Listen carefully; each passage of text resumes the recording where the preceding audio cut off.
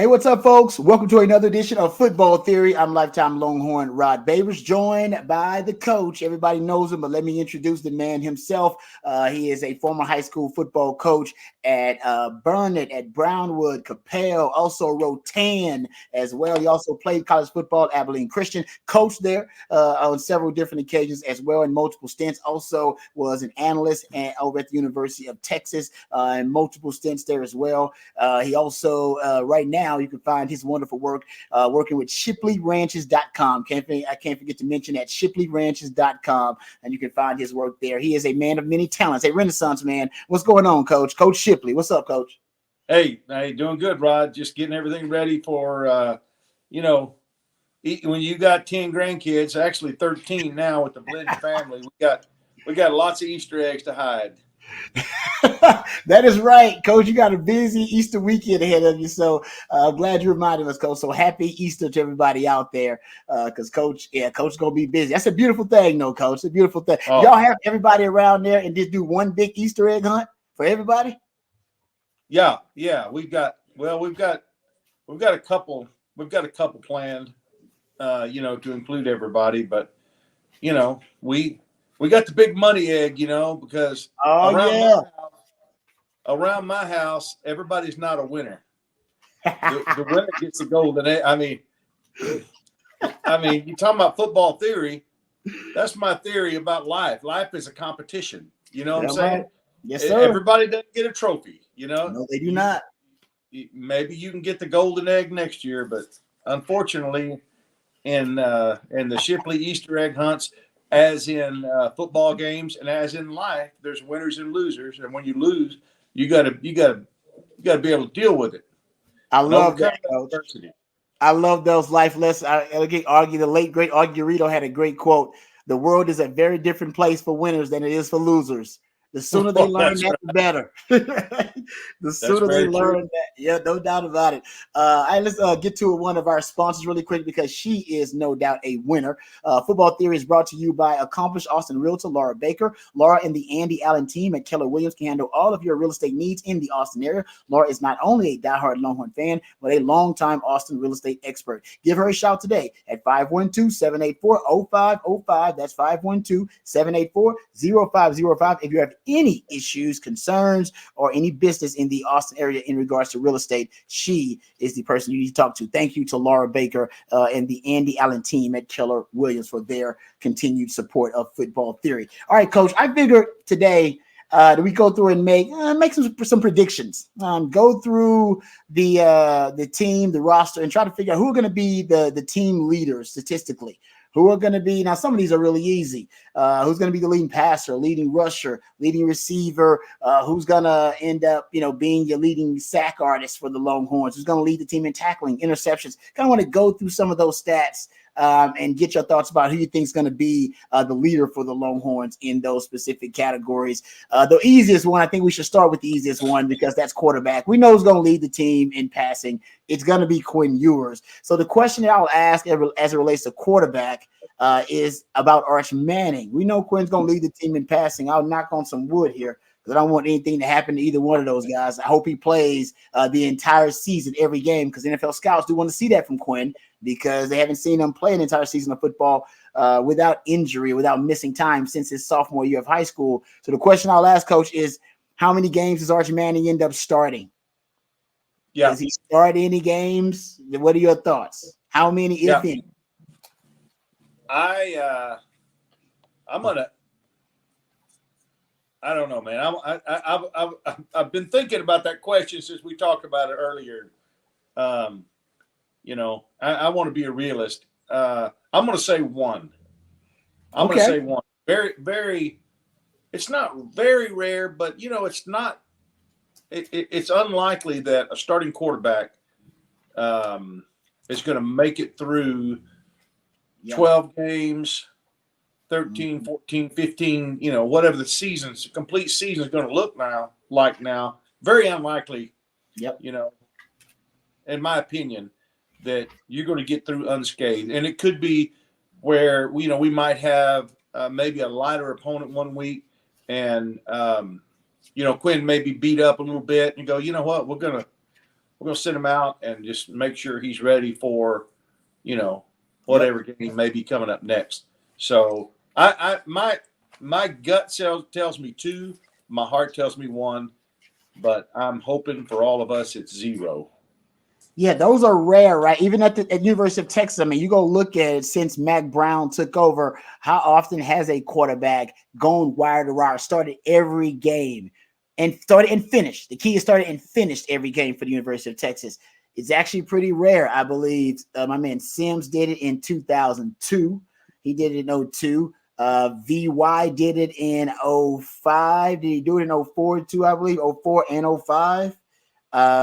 Then you got Colt who did it in 2008 and 2008 because 2009 national title game didn't finish it. Right. Right. Then you have Garrett Gilbert actually went wire to wire for Texas in 2010, if I'm not mistaken. And then after that, we got I think Shane Buechele was the next to do it. Shane Buechele did it. Remember, we had the Tyrone Swoops 18-wheeler package. So you used some Tyrone Swoops there, but he wasn't the starting quarterback. Shane Buechele actually did finish every game. And then Sam Ehlinger didn't do it until 2019 that Sam Ehlinger started every game? It wasn't 2018 when they went to the Sugar Bowl because Shane Buechele had to start multiple games there. You don't make it to the Big 12 title game without him. Yeah. So I believe it was 2019, Coach, because 2020, Sam's last year, remember, that's when he has the injury in the bowl game. So he doesn't start and finish every game for Texas. And since then, Texas has had to use multiple quarterbacks because Quinn Ewers has not started and finished every game, and neither did a Casey Thompson or a Hudson Card. So in Sark's tenure here, he hasn't had a quarterback start and finish every game. And since 1999 with the Longhorns, it's happened 6 times that a quarterback started and finished every game during the season. So to your point of being the coach, the wise coach that you are, it is the exception and not the rule to have that happen. But that's what I think Quinn's goal should be this year is like, hey, man, I got to start and finish every game. Is that something that he can accomplish? I hope he can, but you're right. Odds are not on his side. So good conversation there. Let's get to running backs. This still should be relatively easy. Leading rusher. I got Cedric Baxter leading the team in rushing, but I got a but there, a big but. I do think Jaden Blue is among the running backs. He's the leading receiver among the running backs. I think he leads the running backs in receptions and he leads the running backs in receiving yards, even though Sark likes to use both of his running backs in the passing game. I think that is, I think the difference. Cedric Baxter does lead the team in rushing, but I think Jaden Blue ends up being the leading receiver among the running backs among that group. That's my prediction.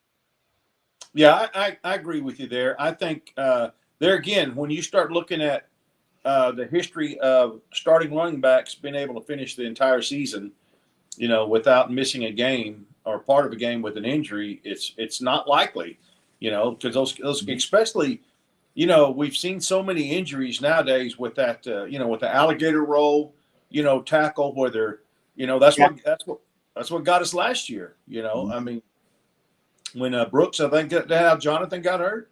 Yep. Yeah.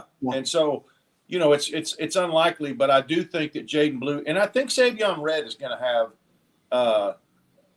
to have some production. I don't know that he's a threat to have the most production, even with even with an injury possibly to Baxter. But I think Jaden Blue will have. And I'm like you. I'm getting more fired up about a potential 2-back set. Hey, all right. I think we got the guys that can do it. I really do. And plus, like I said, we need those guys to be experienced because chances are you're not going to ride one horse through this whole season. You're going to have to split it up and give those guys some reps. But I believe CJ we're hoping will be the man. No, it's a good point, Coach. And I'm excited about the 2-back sets. I've been talking about it for a while. If you're going to stockpile all those running backs, hey, you got to make sure they're getting touches, they're getting reps, try to keep them all satisfied and happy. The 2 tailback sets will help you do it. And I like your point about Savion Red. You may look at something where Jaden Blue leads the running back room in receptions. Cedric Baxter is the top rusher. And I wonder if you'll see Savion Red situationally, goal line, short yardage, if he'll end up having more conversions and possibly even maybe more touchdowns if they utilize him in the goal line a lot than the other guys. So that running back room with a lot of depth, you could see a lot of contributions from a lot of different guys. Let's go to one position that has been highly debated about who's going to be the top guy, the top dog in this room, production rise. Wide receiver. You got a lot of talent in that wide receiver room.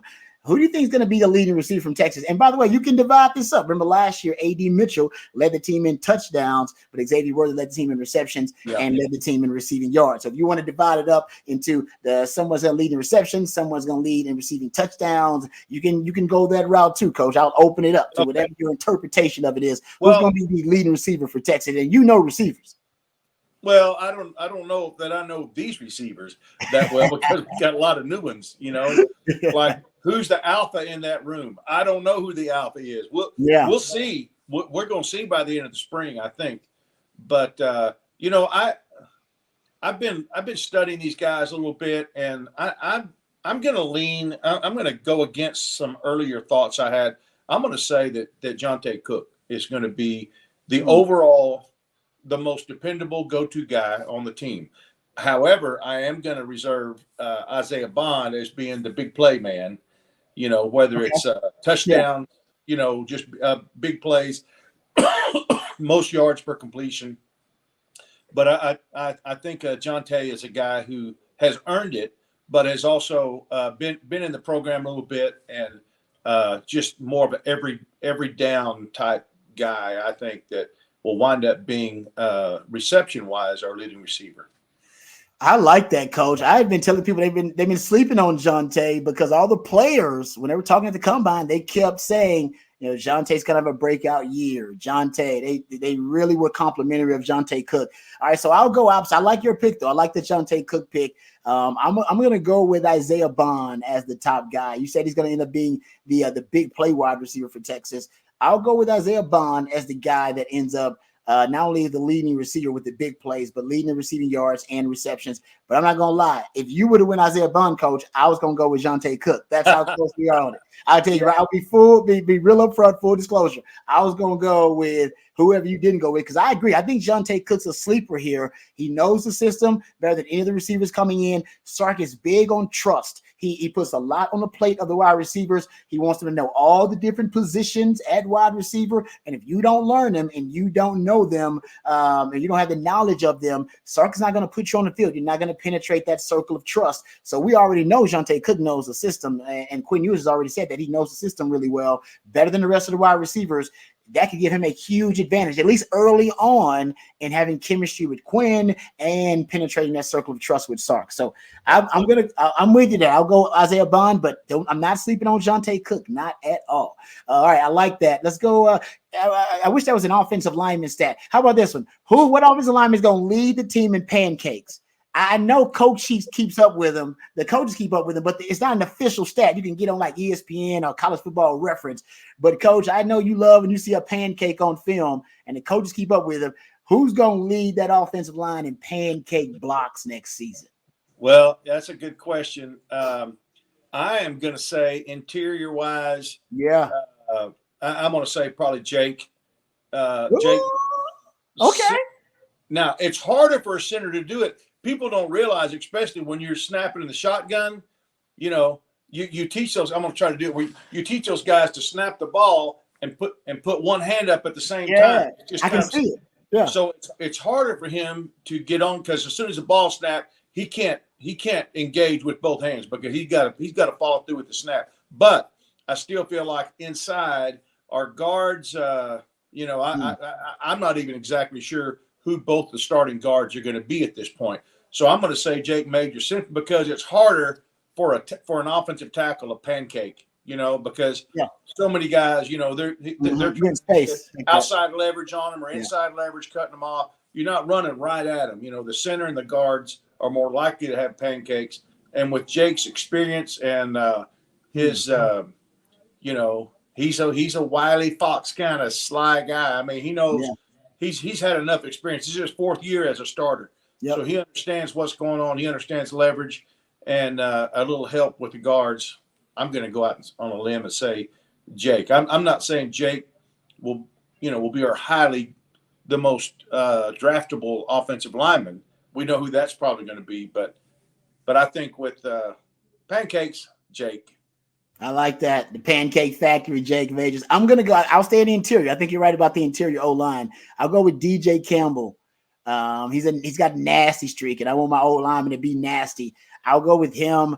Honestly, it could be a number of guys. I can see Neto if Neto wins that left guard spot. Neto, where Zulu plays with a little bit of an attitude, a chip on his shoulder. Right now, DJ Campbell is a road grader, and that guy loves run blocking, and he takes pride in it, and he blocks to the echo of the whistle. I'm going to go with DJ Campbell, leading the O-line in pancake blocks this upcoming season. All right, let's go to the defensive side of the ball, Coach, and talk about who we think the leaders are going to be on the defensive side of things statistically. Let's start on the D-line, where usually you get your sack leaders. Those are your sack leaders. So who's going to lead the team in sacks this season, in your opinion? Now, this one is tough, actually. This one can be – I can see 4-5 different players potentially leading this team in sacks. I really could.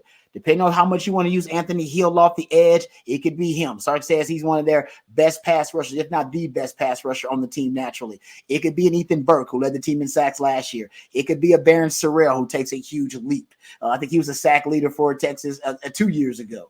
It could be, I could see a young Colin Simmons stepping in. Trey Moore, who's got probably more natural pass rushing ability than anybody on that defensive line, had 14 and a half sacks his last year at UTSA. Who leads this team in sacks, in your opinion?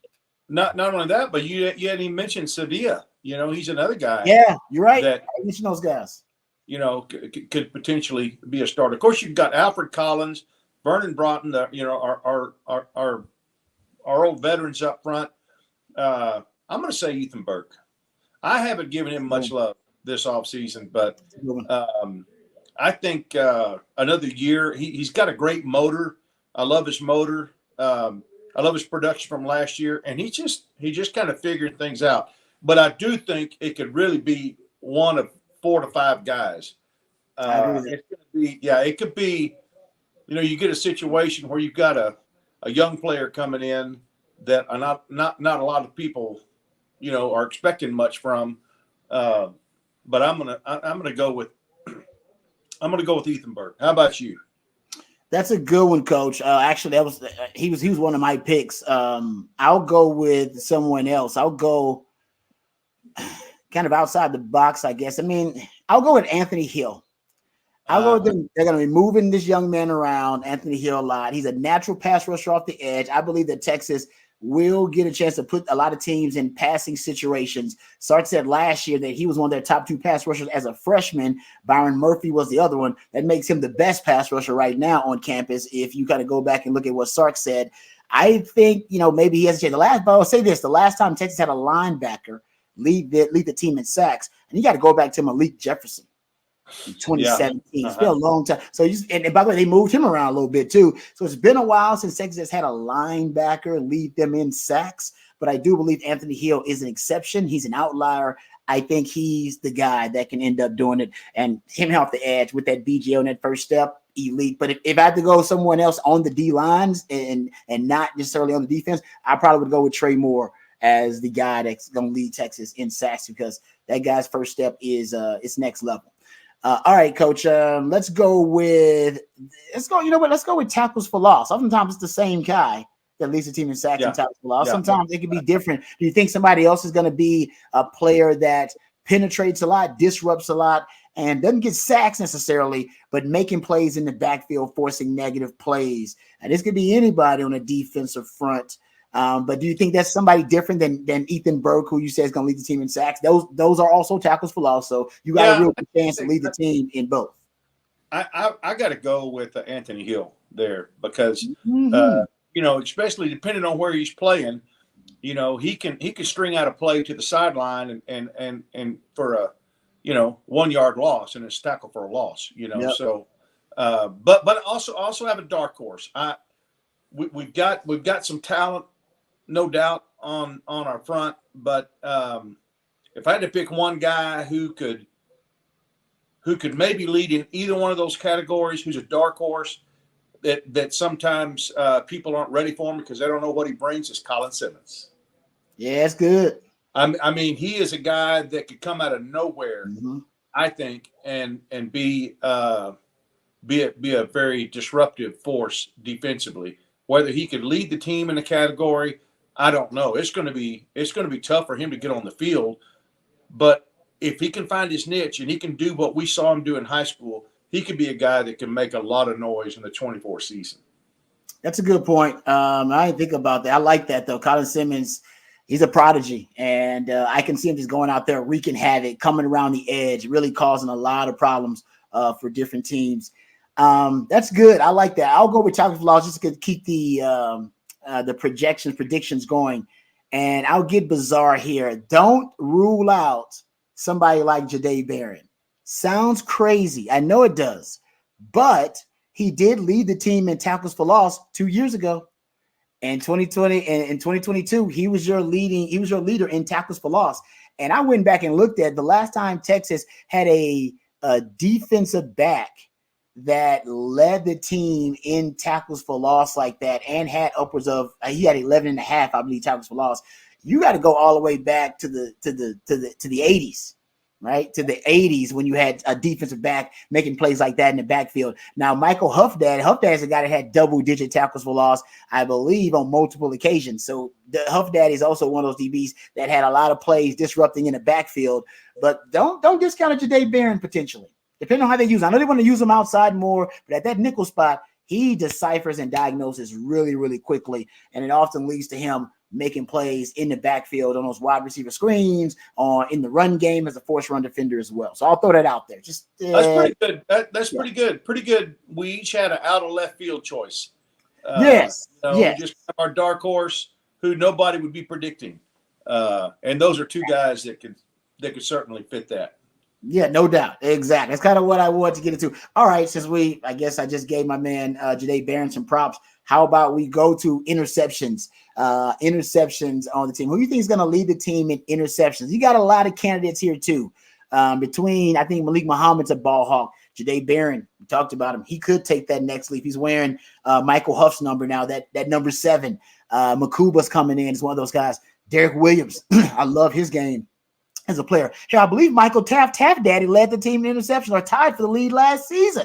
So don't be hating on Taft Daddy. He might be that guy. Who's going to lead the team in picks this year, Coach? Well, my opinion is going to be Andrew Makuba. Oh, I like it. Yeah, I just think, more of a free safety type guy. I just think he's a guy that's going to be pretty active back there. But, yeah, I'm like you. People have been counting Michael Taft out his whole life, I'm sure, his whole career. And he is a guy, much like we didn't really talk about tight ends, but much like Gunnar Helm, he's those two guys potentially are going to see a reduction in playing time as the season progresses and these younger guys really start spreading their wings and coming on. I hope not. I hope they're both wind up being All-American studs for us, because that means they have continued to increase their production from year to year. And they can certainly do that. Both of them are obviously good playmakers, but I see so much talent coming that it's going to be good either way. Either they're going to continue to improve and they're going to continue to develop, or we're going to have some young players that are going to zoom past some guys. Yeah, no doubt about that. And you're right, Taft Daddy. Listen, they can't keep him off the field. I believe That's right now he's in the starting rotation of safety. Absolutely. Just because and should be. And it should be alignment, assignment. He's always in the right place and where he's supposed to be, and that's why it's part of the reason he led the team in, or he's tied for the team leading interceptions last season. Jahdae Barron, I wanted to make sure I got the stat right. He's 11.5 tackles for loss in 2022. They were the most by a Texas defensive back since 1978. It was Ricky Churchman who actually was the last Texas DB to have at least that many tackles for loss. Ricky Churchman had 11.5 in 1978. It's going back there. Wow. I'll throw this out there for leading interceptions. I'm going to go with, this is good. I'm going to go with Jahdae Barron only because they're going to move him around, and potentially he may get a chance to make some plays when they move him around. He's going to play corner, but they've been cross-trained him he's been playing nickel, but they've been cross-trained him at corner. I believe he also can play safety. And I think situationally, he may end up playing some safety. I think he's going to move around so much. It's going to be hard for offense to identify where he is. And he's a great football investigator who deciphers and really breaks down clues about the offense, whether it be the alignment of the offense, the formation, personnel package, the down and the distance. He's great at being able to decipher in the pre-snap and giving him a post-snap advantage. And I think when he plays different positions, it's going to be the same thing. So I'll go with Jade. He's the guy that's supposed to be a Thorpe Award candidate. I'll go with him, but right behind him is Manny Muhammad, who is a true ball hawk. I mean, Manny Muhammad goes after the football. I could see him as well being one of those guys that's tied for the team lead or has the team lead in interceptions too. So there you go for interceptions. All right, last one here, Coach. The leading tackler on the team. Who do you think the leading tackler on the team is going to be? I'll make it easy for you. It's usually a linebacker. The last time Texas had a safety lead the team in tackles, you got to go back to 2012. Was the last time a safety led the team in tackles. And I believe if you want to go back to the last time a defensive lineman led the team in tackles, I think you might have to go back to Casey Hampton potentially. Yeah. Last time a D lineman. Probably so. I mean, if you're giving me the first choice, you know who I'm going to take. I mean, I got to take our man Anthony Hill. Yeah, man. I think, but Kendrick Blackshire over there is, if he solidifies his role over there, there could be so much attention given to Anthony Hill that it frees up other guys like maybe LaFau or whoever that Blackshire, whoever that's going to be, or as you said, a guy like Jade Barron who is going to be freed up maybe because they got to know where Jade is. There's no doubt. They got to know where Anthony Hill is, and so that may open it up for some other guys to make some tackles. What's your pick? Yeah, I mean, like I said, it's hard not to pick a linebacker just because of the way, like I said, just the history of it. Like I said, last time a safety, it was Kenny Vaccaro was the last safety that led Texas in tackles. And like I said, I think the last D lineman, I believe you got to go back to Casey Hampton, who did it back-to-back years, by the way, from the D tackle position, which is just absurd. I don't know if we have a Casey Hampton or a Kenny Vaccaro on the team. So I'll stick with the linebackers, but I'll go a surprise because I think they're going to move Anthony Hill around. That's why I got him as the guy that's going to lead the team in sacks. He's going to move around the formation. So how about somebody else that helps stabilize the inside? That's good. I'm going to go with David Benda. How about that? David Benda. How about that? They like the guy. I'm going to say, matter of fact, that means he's got to win that job, though, by the way, or at least be the one who's the frontline starter in the rotation. He's got to be that guy. But they like him, and they like his veteran experience. They like the fact that he's a guy that continues to get better every year. They like the fact that he had decided not to transfer, that he wanted to stay here. He wanted to, earn his spot on the field. We've seen these stories every now and then of that fifth-year senior having a breakout campaign, John Harris style. And I think maybe Benda could be that guy. He knows the system really well. So I don't know. I'm thinking it's kind of a wild card, but I'm thinking Benda could be the guy that leads the team in tackle. It's going to be a linebacker. For it to be Anthony Hill, it could easily be him. But he'd be the first linebacker since Malik Jefferson lead the team in sacks and in tackles for loss, pretty much, because you got him in tackles for loss.